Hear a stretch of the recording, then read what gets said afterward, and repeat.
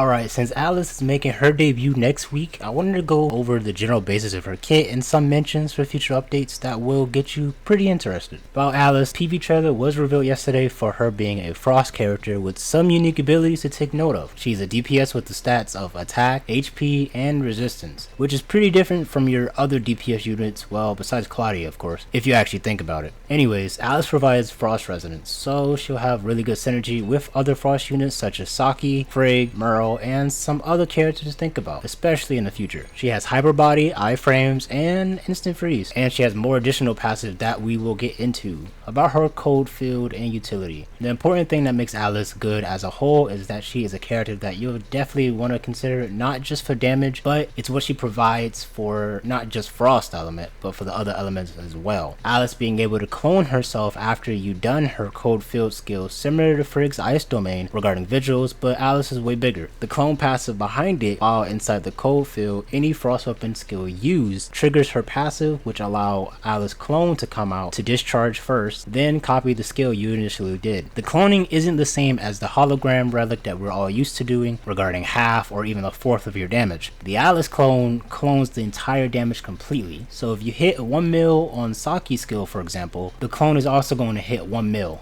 So you're not only doing damage with the additional discharge from the clone, but you're also doing the skill damage passive on top of that. This clone passive is only available at her advancement 1 by the way, just something to know. Regarding her traits, this is the biggest thing for Alyss too. Her 1200 trait increases the final damage after using any weapon skill, and then her 4K trait. So most players know about traits, but Alyss can not only copy the frost element, but other elements as well, but the trait will not trigger the cloning if Alyss herself is not A1. So if you had her A0 and you got it to 4K trait, you won't be able to actually clone because that clone passive is only available at her A1. Also to note, this skill passive cannot trigger from third-party weapons. For example, you have Lynn and her fan with her Moonlight Realm. Alyss clone can't copy. Ruby and her third-party weapon Spark, she can't copy. Hilda and her turret, since it has an additional passive, Alyss can't copy. But everything else, Alyss can copy. The mats needed for Alyss for our level scaling from 1 to 85 on the screen right now. Hopefully you enjoyed this little summary of Alyss. Expect a more in-depth guide when her debut arrives next week. Also some rotations regarding Saki, Alyss, and Frigg, or even a Saki, Alyss, and Tsubasa. Or you can even try Saki, Alyss, Lynn, or even try Merle in that rotation. You could do Saki, Alyss, and Merle for all my tank users out there. But if you enjoy, be sure to leave a like and comment down below if you're pulling Alyss or waiting for other units in the future.